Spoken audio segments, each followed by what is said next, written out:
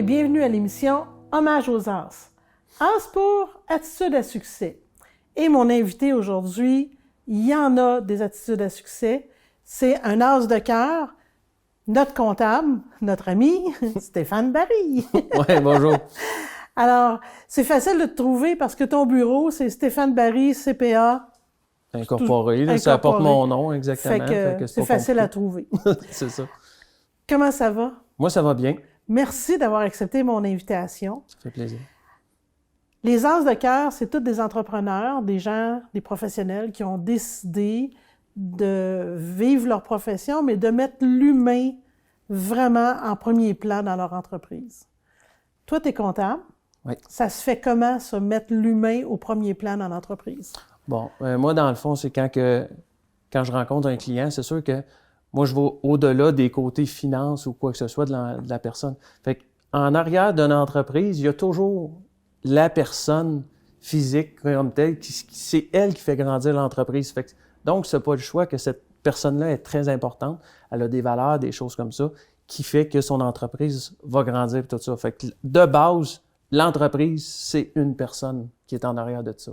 Parce que l'entreprise ne pourra pas aller plus loin que son capitaine veut aller. C'est ça. Pas de personne en arrière, il n'y a pas d'entreprise. Il n'y a pas d'entreprise. Vraiment, on ne peut pas passer à côté de ça. L'entreprise, toi, tu es en entreprise, c'est une histoire familiale. Raconte-nous un peu comment toi, tu as décidé de devenir comptable. Ça vient de où, ça? Bien, comptable, moi, ça vient que j'étais plus jeune. Ma mère, elle avait un dépanneur et tout ça, puis je la voyais travailler dans ses chiffres, dans sa paperasse, puis ça m'a intrigué, ce côté-là. Fait que ça m'est venu de ce côté-là, de la comptabilité comme telle. Puis ensuite, ben c'est ça, j'ai fait mes études comme telles. Fait que j'ai travaillé pour d'autres bureaux comme tel. Mais à un moment donné, j'avais toujours l'idée de partir mon propre bureau de Parce que ta mère, si elle avait un dépanneur, elle avait un peu la fibre entrepreneuriale. Voilà, fait que ça s'est transmis. C'est ça. Elle t'a contaminé. Oui, c'est ça. Fait que mon bureau, je l'ai parti de zéro, monter ma clientèle tranquillement. Fait que les nouveaux entrepreneurs qui se lancent, je comprends par où ce qui passe, je comprends la situation, comment qu'on développe l'entreprise comme telle.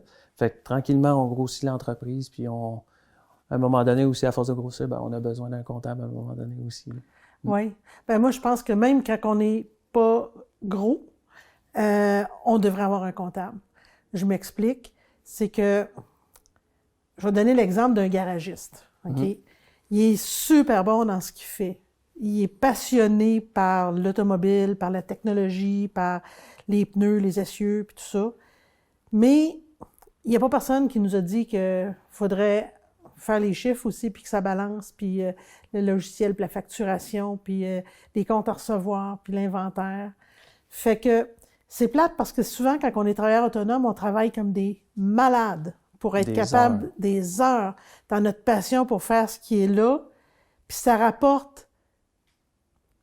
Là, j'essaie faut pas compter notre temps. Non, faut pas compter notre temps. Puis là, si jamais il y avait eu des sonnettes, il aurait fait ding, ding, ding, ding, ding, ding, pour dire on travaille fort, mais ça donne absolument rien parce qu'on n'a pas géré la partie comptabilité de cette histoire-là.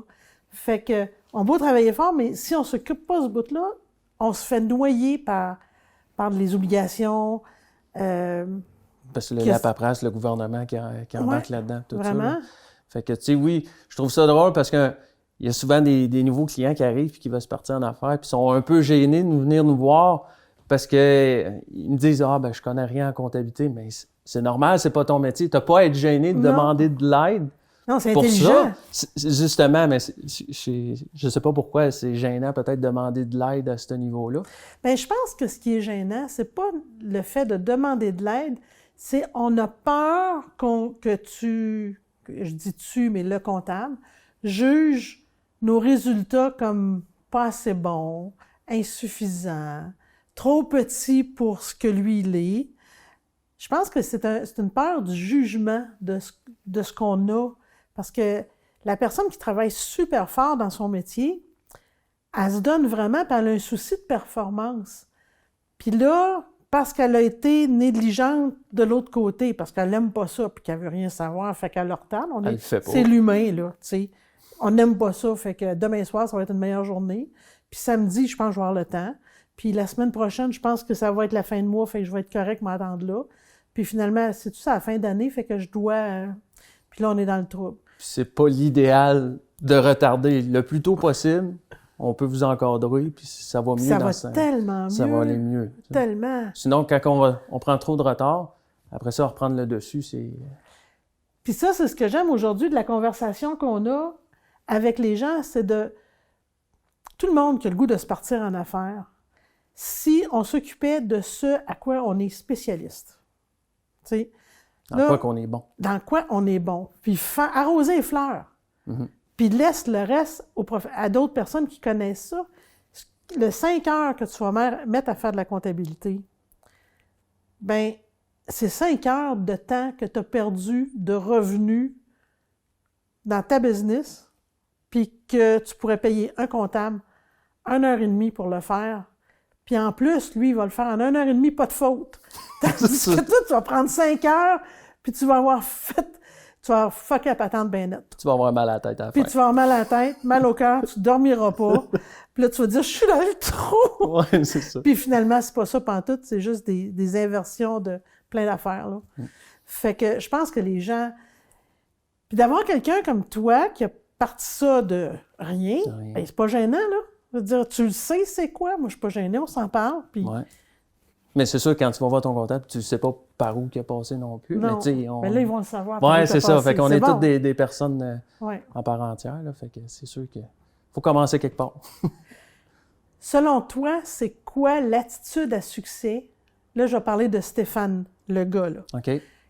Qui a fait que tu as réussi à te rendre où tu es là? Moi, je pense que c'est toujours... Ça prend toujours de la volonté. Puis je pense que le plus gros, c'est de la persévérance. Il faut pas s'arrêter. La persévérance, je pense que ça prend ça. Parce que être en entreprise, il y a des hauts, il y a des bas. Fait qu'il faut vraiment pas lâcher. Puis il y a des bouts. C'est vraiment pas facile. On a l'impression que on est dans le bas de la pente. Mais tu sais, à un moment donné, qu'est-ce qu'on fait là, pour remonter ça? Il faut trouver des solutions. Fait que dans toutes les entreprises, il y a des hauts puis des bas. Fait que avec de la persévérance, je pense qu'on peut venir à relever plein de défis. Puis là, je vais déboulonner un mythe. Mm-hmm. J'espère. Ben, je pense. On a l'impression que quand quelqu'un est un médecin, un comptable, c'est des professions, un avocat, c'est des professions nobles. Donc, il n'y en a pas de haut et de bas. Je me trompe-tu? Vous voulez dire des bas pour un bureau de comptable? Ouais. Il y a toujours des défis, mais des côtés négatifs. Pas négatifs, mais tu sais, genre des défis d'entreprise. Parce qu'être comptable, à quelque part, avoir un bureau, c'est une entreprise. Oui. Fait qu'il y a un défi. Tu as des revenus, tu as des dépenses, tu as de la clientèle à aller chercher. Il y a comme il y a plein de défis là-dedans. Il y a plus un défi. Puis il y a une pression aussi qui se fait. Je trouve la plus grosse pression qu'on a, c'est au niveau du gouvernement qui nous donne des dates limites, il faut produire ça. Fait qu'on a beaucoup... T'as pas le droit à l'erreur, là. Non, c'est ça. Puis il y a beaucoup de pression. Puis des fois aussi, c'est le client. J'ai besoin de ça vite. Je veux faire telle affaire, ou j'ai besoin de l'information là pour que je puisse avancer. Fait qu'il y a toujours une pression qui se fait moi, que je trouve, là, dans un bureau, là. OK. Ouais. C'est vrai que les pressions sont importantes. Quand quelqu'un arrive dans ton bureau, parce que tu as dû en voir des gens qui arrivaient puis que là, ça ne fit pas, là. Tu sais, ça ne balance pas. Il y a comme il y a de l'anxiété, il y a du stress là-dedans. Bien, c'est ça. Ou, comme on parlait, le monde il est en retard dans sa comptabilité. Fait que là, il y a une pression qui se fait mettre par le gouvernement. Fait que là, il se dit, bon, ben là, je vais aller voir un comptable. Ça presse, je suis tanné d'endurer cette pression-là. Je veux que ça aboutisse, tout ça. Fait que... Puis toi, tu peux faire quoi avec ça? Bien, c'est ça. Fait que moi, je les aide. Fait que je leur dis le processus qu'on a à faire pour en arriver à telle place. Fait que c'est sûr que ça prend toujours un peu de temps, là. Tu sais, ça peut pas se faire dans la minute, la journée même, là. Mais là, tu peux l'aider aussi à mettre une structure, j'imagine, oui, qui va faire que ça va y rendre ça beaucoup plus facile. C'est ça. Puis de savoir c'est quoi ses besoins. Fait que la personne va me dire, bon, ben mes besoins, j'aimerais ça, où je veux aller. Bon, ben moi, je te suggérais ce type de structure-là, ou qu'est-ce que tu as de besoin en fonction de tes besoins. Puis je t'enligne, puis après ça, je t'en vais. Si tu as besoin d'aide, je vais t'aider. Si tu es capable d'en faire le plus possible pour que ça te coûte moins cher, moi, j'ai pas de problème avec ça. Fait que, tu sais, t'en prends le plus que tu veux, Si t'en as trop, moi, je suis là pour t'aider s'il y a quoi que ce soit. Là. Dans les entrepreneurs que tu as rencontrés, selon toi, c'est quoi que ça prend comme attitude à succès pour réussir? Tu as parlé de persévérance. Persévérance. La petite flamme. La petite flamme, la passion. La passion aussi de ce qu'on aime faire, peu importe le métier qu'on fait. Parce qu'il ne faut pas compter le temps, hein? C'est non, ça qui arrive. Le temps, on compte pas ça. Là. Fait que, si tu aimes ça, ce que tu fais, tu ne le verras pas passer le temps.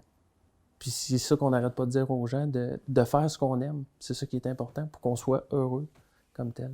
Je trouve que c'est bien ça, être heureux. C'est des belles paroles.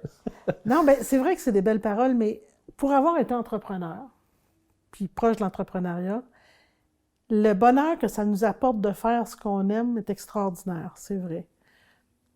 Mais le défi entrepreneurial, il n'est pas dans faire ou actualiser sa passion, il est dans toute la gestion qui vient à côté comme du yogourt nature sur un gâteau au chocolat, mettons. Tu sais, ça n'a pas rapport, là. Mm-hmm. Puis c'est pas dans nos compétences. Puis ça nous amène tellement de stress, puis ça nous amène tellement de... Puis ça l'amène de la gêne aussi, parce que on n'aime pas, personne n'aime ça, dire qu'ils sont pas compétents dans quelque chose. Fait que d'aller à Confesse chez son comptable... On peut voir ça comme ça, oui. Ben, tu sais, ah ouais, c'est vrai, j'ai pas payé mes impôts, ah, c'est vrai, le TPS TVQ, je suis en retard. Mais ça se récupère, tout ça. Oui. Moi, ce que je veux, là, c'est que les gens aient de l'espoir. Tout le monde, là, ça nous arrive d'être en retard à un moment donné. Ça arrive à tout le monde. Puis moi, je dis à tout le monde, si vous faites des erreurs, tout se corrige. Tout se corrige. Fait qu'il n'y a pas de stress à avoir avec ça. Puis oui, il y a une pression qui se fait, mais on peut arriver d'un délai quand on structure comme il faut, puis qu'on suit à la lettre, ben, on arrive à quelque chose. Avec toutes les... Là, la COVID, là, ça a quand même amené des stress pour tout le monde. Ouais. Comment ça s'est passé pour vous autres, comme comptable, de tenir ça avec toutes les subventions? Là, vous passiez 40 heures à lire ce que le gouvernement écrivait, puis 40 heures à essayer de travailler. Comment vous avez fait ça? Ça sortait au fur et à mesure. Oh, un nouveau communiqué, on regarde ça, bon, on a le droit à ça, puis tout ça. Puis ça sortait au compte-gouttes, mais là, tout le monde voulait le savoir tout de suite. Oui. Ah, c'est quoi je vais chercher? Ben, j'avais pas de réponse à donner. C'est ce que je trouvais plate dans cette période-là. Le monde me disait, ils vont sortir ça, c'est quoi? Ben, je sais pas plus que vous autres. Parce que des fois, c'était annoncé, puis il n'y avait rien d'écrit dessus. Non, c'est ça. Trudeau, il lançait ça comme ça, il va avoir telle subvention. Mais là, le monde, il dit, je le dois à ça, va me la chercher tout de suite, j'ai besoin de ça pour passer au travers de la crise. Attends, on sait même pas comment le demander, la subvention ou quoi que ce soit. Fait que ça a sorti au fur et à mesure. Puis là, quand on le savait, ben là, on enchaînait sur d'autres choses. Fait que ça a créé... Fait que ça a dû créer une pression sur vous autres, quand même. Oui, puis là, tout le monde, justement, va aller chercher les subventions. Fait que on a une pression dans le sens que ils ont besoin d'avoir le chiffre rapidement pour aller chercher les choses. Puis, ou quand ça devient trop complexe, ben là, ils disent, ben là, je suis même plus en mesure d'aller chercher la subvention. Fait qu'ils servirent contre nous autres, dans le fond, pour demander les subventions. Sais-tu, là, je pose une question, puis je m'en vais à la pêche, là. OK. Dans l'ensemble, dans le côté général, les gens, mettons, qui savaient pas ou qui se sont pensés trop petits pour avoir droit à ça, y a-t-il une forme de rétroactivité qu'ils peuvent aller chercher là-dessus? Oui, bien, il y a des dates limites pour respecter pour aller chercher les subventions, mais c'est toujours rétroactif. C'est toujours rétroactif? Pour aller les chercher. Fait qu'il y a toujours temps d'aller les chercher, ceux qui pensent. Des fois, il y en a qui disent, bon, j'ai peut-être pas le droit, je suis pas si affecté que ça pour la COVID, mais tout ça, mais on sait jamais qu'est-ce qui peut arriver. Fait que moi, je dis, allez chercher. Mets-les dans le compte, puis tu verras après. Tu verras après. Là, on ne sait pas où ça va nous venir finalement, tout ça. Là. Fait que là, ce que je veux dire aux gens, c'est qu'il n'y a pas de trop petite entreprise. On va se le dire, là. Non. Si vous avez des employés, si vous avez un loyer, si vous avez... Allez vérifier. Puis votre comptable va vous le dire, si oui ou non, vous avez un droit, quelque chose à aller récupérer. Puis tant mieux si vous pouvez, puis que ça peut alléger, parce que tout le monde, on a assez payé de taxes puis d'impôts qu'on a le droit d'aller chercher l'aide quand on a besoin. Fait, sans attendre d'être noyé par le problème. C'est ça. Fait que pas de gêne d'aller chercher l'information. Non, c'est ça. Ça coûte pas cher. Non. Puis l'autre affaire que je vais dire aux gens, OK? Parce que j'ai fait la gaffe. Je le dis, là, humblement, je me suis pensé bien hot, là. Tu sais, moi, j'ai un MBA, hein? Là, je suis allée lire ça, OK? Bien, c'est du chinois gouvernemental, OK? Si tu n'as pas les compétences pour le traduire comme il faut, tu peux faire du n'importe quoi avec ça. Fait que tu peux travailler très fort pour lire, essayer de traduire, puis dire, je vais faire ma demande parce que je vais sauver des frais ou quoi que ce soit. Puis finalement, ta demande, elle est refusée parce que tu as mal fait les choses. Puis moi, c'est ma profession. Puis quand je vais lire les choses au gouvernement, ça arrive régulièrement que je suis obligé de leur lire 2 ou 3 fois pour être sûr que j'ai bien saisi l'information. Fait que moi, c'est mon métier, puis je leur lis plusieurs fois. Fait qu'il faut pas penser qu'on est innocent si on n'a rien compris, là. Voilà, c'est pas notre métier, là. Fait que, qu'il faut donc apprendre à avoir l'humilité d'appeler puis de poser la question. Vous n'avez pas mangé personne dernièrement? Non. OK, vous n'avez pas faim? Non, c'est ça. Il manque pas de nourriture. Mais dis-moi, le défi de la COVID, vous autres, ça a été... Ben là, on a parlé de ce facteur-là, mais est-ce que ça a représenté d'autres défis pour vous?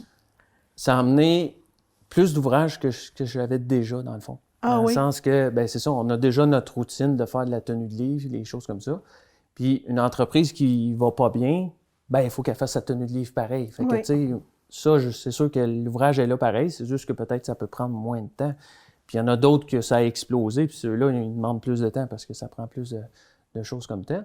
Mais au-delà de ça, ben là, c'est là qu'est arrivé les subventions. Fait que là, ça a emmené un autre ouvrage de plus qu'on n'avait pas, là, comme tel. Là. Puis encore avec la pression des délais de temps. C'est ça. Ben, tu sais, au début, le gouvernement a laissé plus de temps. Tu sais, au début, là, les rapports d'impôts, c'était pas urgent, on a plus tard pour le faire.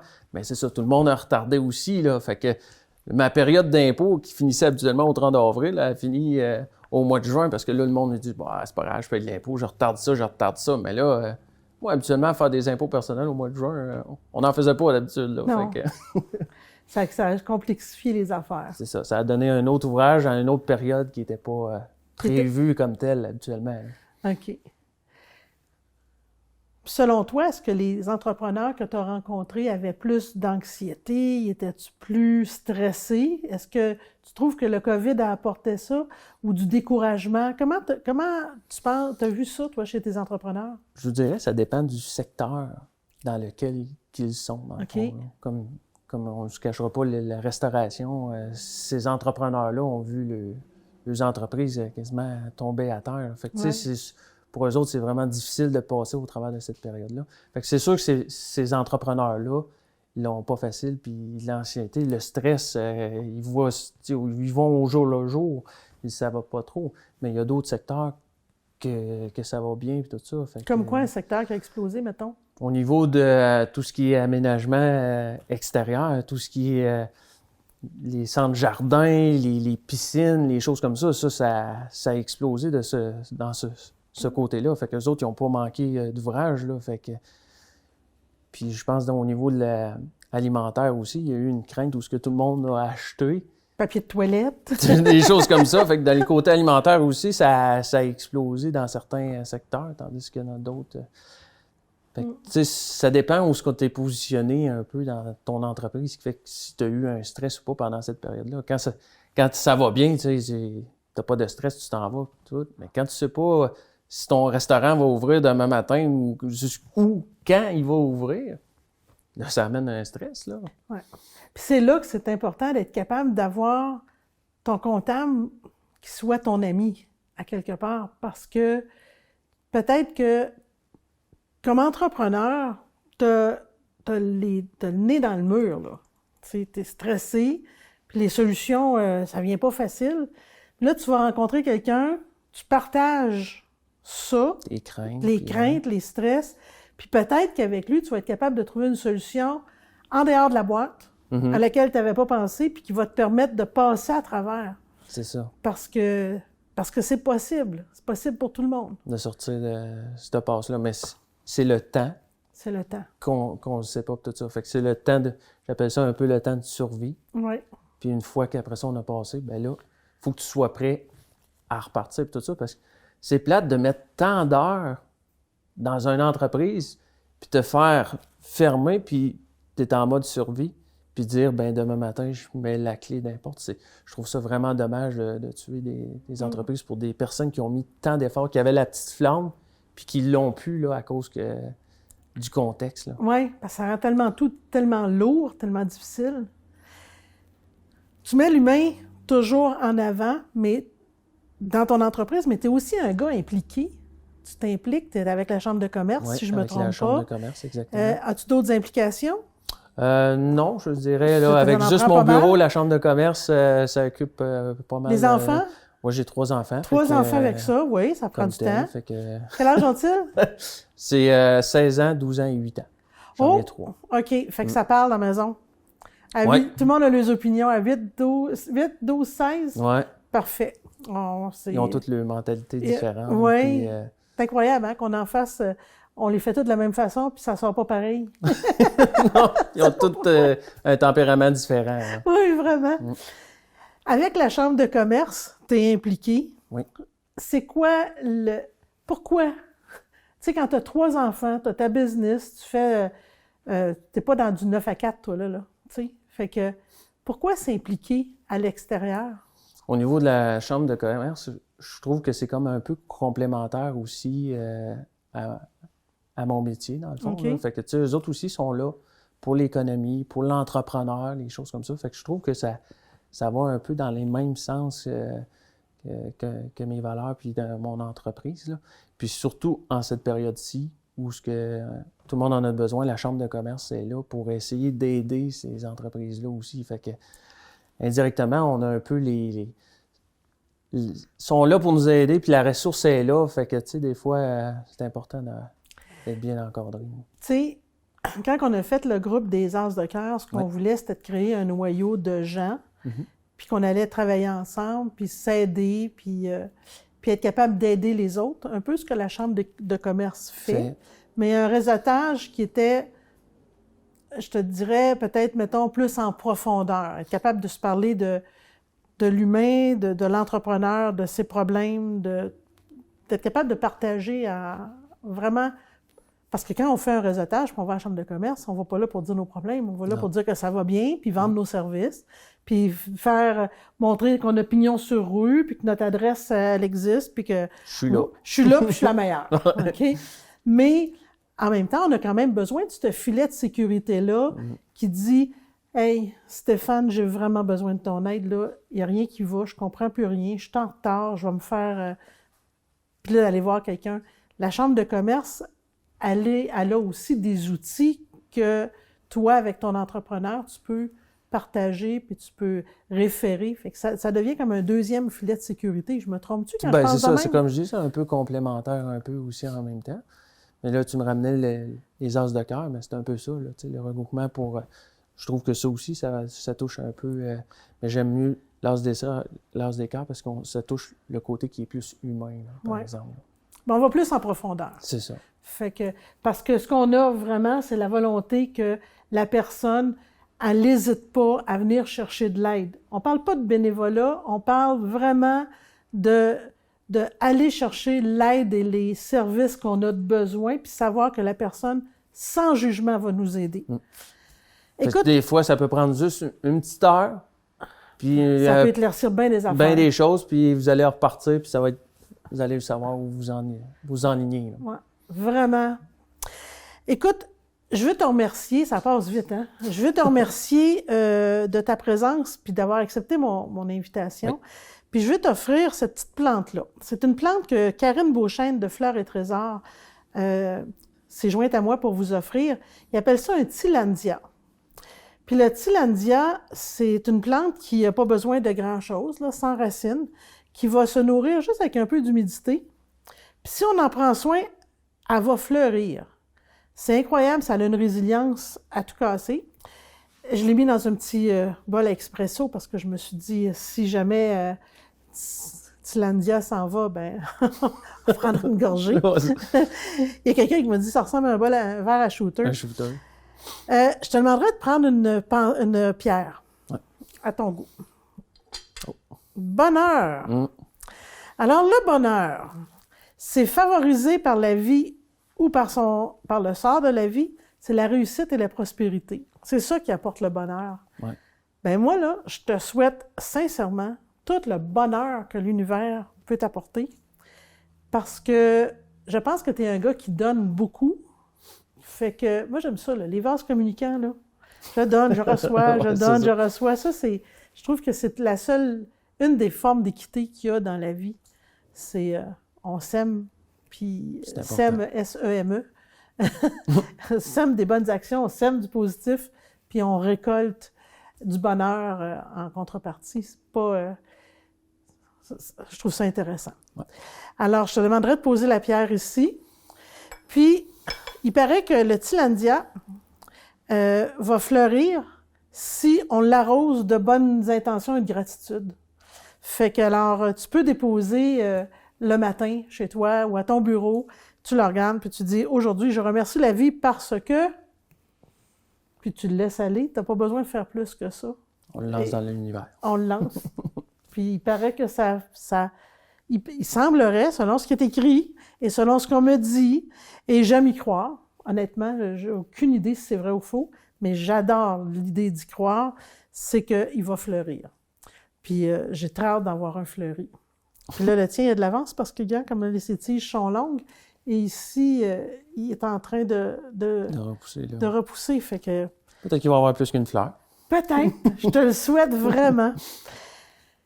Avant de se quitter, oui. Dis-moi qu'est-ce que tu souhaites pour le futur? Que ça aille bien pour tout le monde. Oui. Je pense que c'est ça qui est le plus important. Qu'on passe à travers la tempête. Qu'on passe au travers, puis lâchez pas, puis qu'on garde courage. À la maison, s'il vous plaît, n'hésitez pas à aller chercher l'aide. Que ce soit psychologique, financière, de gestion, peu importe. Allez chercher l'aide, soyez bien entourés. Merci beaucoup, puis à la prochaine.